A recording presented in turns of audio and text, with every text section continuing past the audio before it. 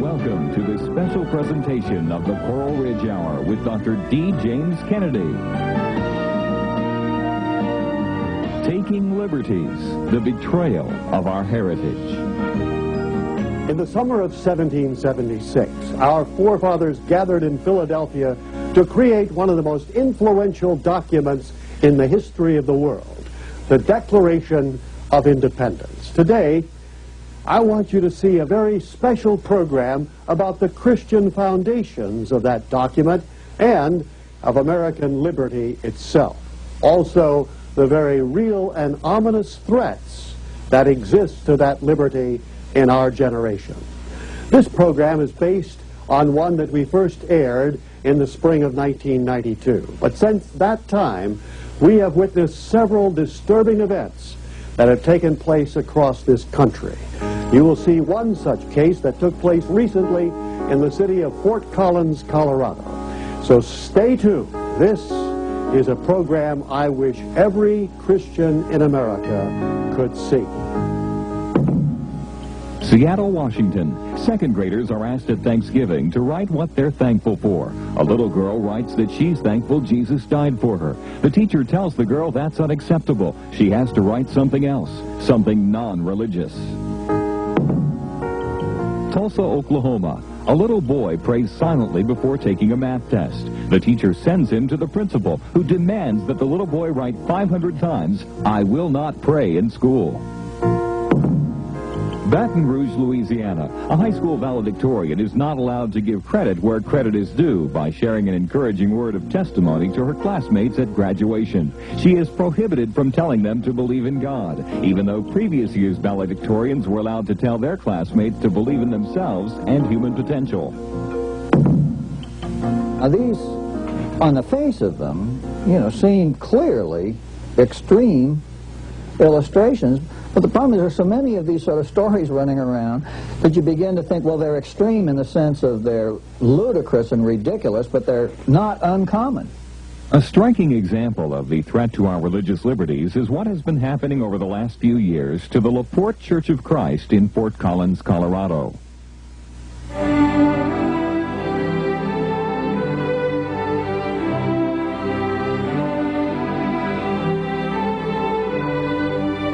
We're going to talk some tonight about righteousness and nations. The Bible says in Proverbs chapter 14, verse 34, righteousness exalts a nation, but sin is a disgrace to any people. Did you hear it? Righteousness exalts a nation. How often do we hear people say, what's happened to our country? What's going on? The threat to our religious liberties also spreads to the remotest areas of our nation.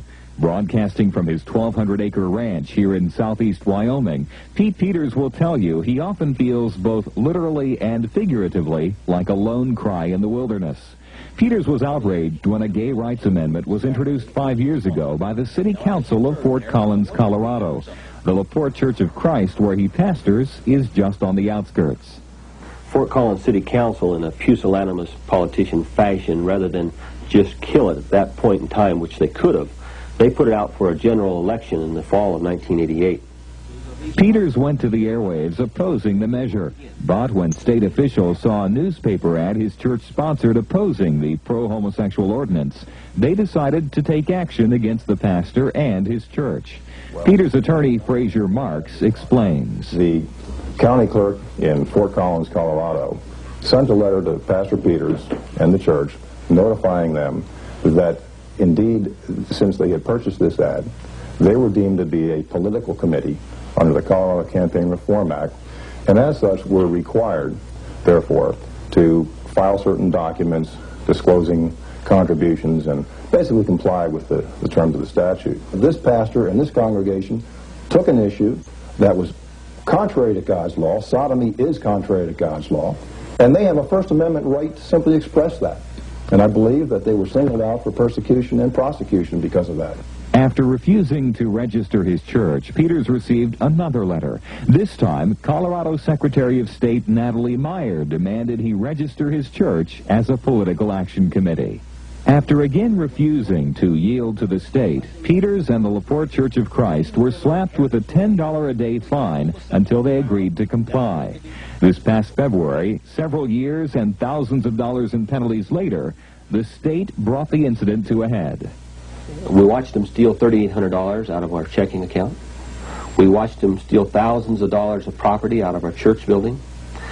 February 26, 1993, they came into our churchyard with 6 sheriff cruisers with armed men in them and pulled into our yard with a loading van and backed it up to the door of our church and began to empty out the contents of our church.